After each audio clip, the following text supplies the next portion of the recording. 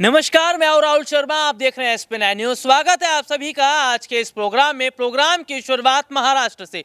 क्या महाराष्ट्र की तस्वीर बदल रही है? क्या एकनाथ शिंदे और अगर मैं यहां पर बात करूं उद्धव ठाकरे, नज़दीकियां बढ़ रही हैं। शिंदे उद्धव ठाकरे के बीच बढ़ रही नज़दीकियों का क्या बड़ा प्रभाव पड़ेगा? क्या महाराष्ट्र में जो गठजोड़ की सरकार है वो गिर रही है? ऐसे तमाम सवाल हैं जिस पर आज हम चर्चा कर रहे हैं। और सबसे बड़ी बात क्या है कि महाराष्ट्र में एक बड़ा बदलाव देखा जा रहा है।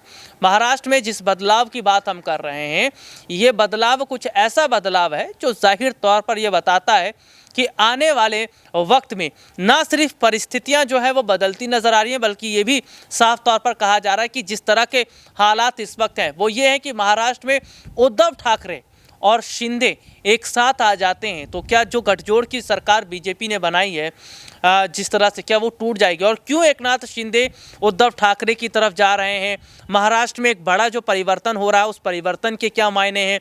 क्या वाकई बहुत बड़े हद तक जो मुश्किलें हैं वो लगातार बीजेपी के लिए बढ़ती चली जा रही है? देखिए, सबसे बड़ी बात क्या है कि इस वक्त के जो हालात बने हुए ना, इस वक्त की जो तस्वीर बनी है, ये तस्वीर जाहिर तौर पर बताती है कि महाराष्ट्र में देवेंद्र फडणवीस जो डिप्टी सीएम है लगातार शिंदे को किनारे करते चले जा रहे हैं। बीजेपी के विधायकों को बड़ी जगह मिल रही है, शिंदे विधायकों को कोई बड़ा स्थान नहीं मिल रहा है। और तो और उद्धव ठाकरे ने बहुत पहले ये कहा था कि मातोश्री के दरवाजे उन तमाम नेताओं के लिए, उन तमाम विधायकों के लिए खुले हुए हैं जो आना चाहते हैं शिवसेना में, जो उद्धव के साथ आना चाहते हैं, जो मातोश्री की तरफ आना चाहते हैं।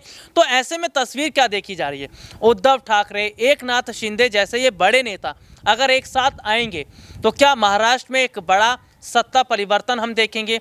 महाराष्ट्र में एक बड़ा बदलाव हम देखेंगे? महाराष्ट्र में इस बड़े बदलाव पर लगातार हम चर्चा तो कर ही रहे हैं, लेकिन साथ ही साथ ये भी बता दें कि फिलहाल इस वक्त के जो हालात हैं वो जाहिर तौर पर बता रहे हैं कि क्या वाकई महाराष्ट्र में सब कुछ ठीक नहीं चला। देखिए, काफ़ी समय से शिंदे वर्सेस उद्धव की लड़ाई हम देख रहे थे। दशहरा रैली में हमने देखा शिंदे की एक रैली होती है, उद्धव की एक रैली होती है। उद्धव की रैली का ज़्यादा फर्क पड़ता है। लेकिन जिस तरीके से देवेंद्र फडणवीस का बयान सामने आता है जिसमें फडणवीस ये कहते हैं कि मैं तो सीएम बनना चाह रहा था लेकिन मुझे डिप्टी सीएम बना दिया गया। और देखिए, कितनी बड़ी बात है कि जब महाराष्ट्र में नई सरकार बनी थी और जिस तरीके से मुख्यमंत्री पद की चर्चा हो रही थी तो देवेंद्र फडणवीस जो है वो बार बार बगावत कर रहे थे। देवेंद्र फडणवीस क्या कर रहे थे? बार बार अलग तरह की बयानबाजी दे रहे थे, या तो उन्होंने फैसला भी कर लिया था कि शिंदे का जो समारोह होगा उसमें वो शामिल नहीं होंगे। और तब जाकर प्रधानमंत्री नरेंद्र मोदी को फ़ोन करना पड़ता है। पीएम मोदी का जब फ़ोन आता है उसके बाद देवेंद्र फडणवीस जो है वो मान जाते हैं कि चलिए ठीक है, शिंदे के समारोह में जाएंगे। दरअसल देवेंद्र फडणवीस चाह रहे थे कि उन्हें मुख्यमंत्री बनाया जाए, लेकिन शिंदे को बना दिया गया। शिंदे मुख्यमंत्री तो है लेकिन मुख्यमंत्री जैसा स्थान उनका है नहीं, एक कठपुतली की तरह काम कर रहे हैं। क्योंकि एक तस्वीर अभी हाल ही में सामने आई थी, ये तस्वीर बता रही थी कि जब गृह मंत्री अमित शाह के साथ एक फ़ोटो सेशन हो रहा था, उस फोटो सेशन में एकनाथ शिंदे बगल में खड़े हो रहे थे, लेकिन शिंदे को अलग कर देते हैं फडणवीस और गृह मंत्री अमित शाह के बराबर में आकर खड़े हो जाते हैं। तो ये बहुत बड़ी बात थी कि आपने महाराष्ट्र के मुख्यमंत्री को साइडलाइन कर दिया, यानी कि 2 नंबर का बता दिया आपने उन्हें, उनका स्थान 2 नंबर पे और खुद 1 नंबर पे आ गए। देखिए, बीजेपी का प्लान ये है, सरकार जिस तरह से उन्होंने बनाई है। देखिए, जाहिर तौर पर अभी हम क्या देख रहे हैं कि जो मौजूदा समय की स्थिति है वो ये जाहिर तौर पर बता रही है कि शिंदे को आने वाले वक्त में दूध में से मक्खी की तरह निकाल कर फेंक देंगे। और बीजेपी इस बात का गवाह रही है। बिहार में नीतीश के साथ क्या होता है, बीजेपी और जेडीयू का जो गठबंधन था उस गठबंधन में हम क्या देखते हैं कि भाई बहुत बड़े हद तक नीतीश कुमार जो चाह रहे थे वैसा हो नहीं पाया। नीतीश कुमार कठपुतली की तरह रहकर काम कर रहे थे। खुद नीतीश कुमार ने कहा, जब मैं आपकी सरकार के साथ मिलकर काम कर रहा था तो मेरी वाहवाही कर रहे थे, मैंने आपकी सरकार से अलग हटकर काम करने लगा तो आपने मेरे पर ताना शुरू कर दिया। तो नीतीश कुमार क्या कह रहे थे, वो मतलब सरकार के हर एक फैसले को लेकर, देखिए क्या था कि कह रहे थे कि भाई अगर पानी का एक गिलास भी उठाना तो बीजेपी से पूछना पड़ता था, क्योंकि बिहार में बीजेपी बड़े भाई की भूमिका में थी। तो नीतीश उब गए थे। नीतीश कह रहे थे कि मैं इंडिपेंडेंट होकर काम नहीं कर पा रहा, स्वतंत्र होकर काम नहीं कर पा रहा। इसीलिए क्या देखने को मिलता है कि नीतीश कुमार बीजेपी से अलग हो जाते हैं। ठीक यहाँ पर भी वही हो रहा है। एकनाथ शिंदे को मुख्यमंत्री तो आपने बना दिया, शिंदे तो एक प्यादा है, लेकिन काम बीजेपी कर रही है। गृह मंत्री अमित शाह कर रहे हैं, पीएम मोदी कर रहे हैं। देखिए महाराष्ट्र में कई बड़े प्रोजेक्ट को शुरू करने का काम शुरू कर दिया गया है।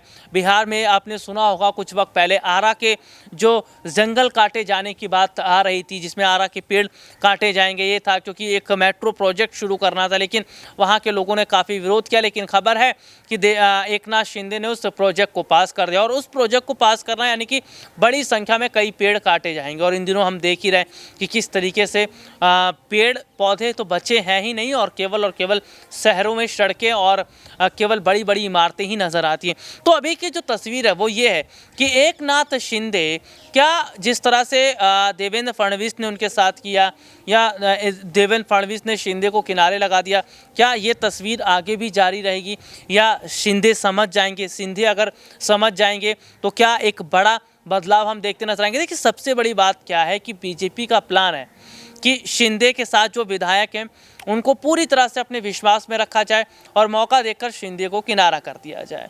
और ये बात संजय राउत कह चुके हैं, उद्धव ठाकरे कह चुके हैं कि शिंदे को समझना चाहिए, शिंदे को सोचना चाहिए कि बीजेपी के साथ हैं वो लालच में है, और लालच बुरी बला, और अगर लालच में ही रहेंगे तो बड़ा उनका नुकसान होता रहेगा। तो जो अभी की तस्वीर है, ये कहा जा रहा है उद्धव गुट की तरफ से कि मौका है अभी भी, शिंदे चाहें तो अपने विधायकों के साथ वापस चले आएँ, शिंदे चाहें तो वापस अपने विधायकों को लेकर, नेता कार्यकर्ताओं को लेकर उद्धव के पास आ जाएं। उद्धव ठाकरे ने कहा कि नाराज़गी को खत्म किया जा सकेगा, लेकिन अगर लेट में आएंगे शिंदे, बहुत बाद में आएंगे, तो उनके लिए रास्ते बंद कर दिए जाएंगे।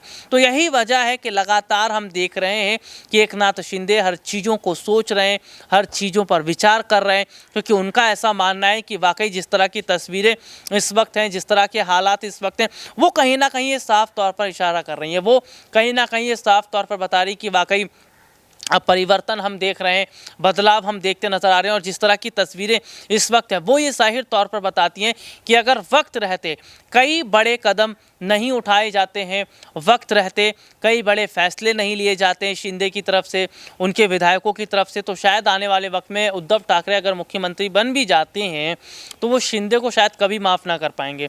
तो अब ये देखना होगा कि क्या वक्त से पहले एकनाथ शिंदे उद्धव ठाकरे के साथ आ जाएंगे, क्योंकि अभी हाल ही में हमने महाराष्ट्र में कई चुनाव देखे जिनमें बाकायदा जीत होती नजर आई उद्धव ठाकरे की, उनके कार्यकर्ताओं की। तो ये जो जीत है एक बड़ी जीत माना जा रहा है, और शायद आने वाले वक्त की जो तस्वीर है वो भी बदल रही है। आज के लिए इतना ही, आपसे फिर दोबारा मुलाकात होगी, तब तक के लिए इजाज़त दीजिए, नमस्कार।